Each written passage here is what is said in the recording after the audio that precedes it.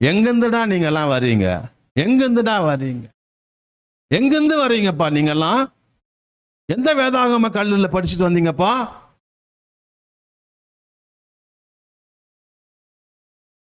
பிதாவே வேணான்ட்டாங்க. அவன் வேதனையா இருக்குது, வேதனையா இருக்கு, வேதனையா இருக்கு.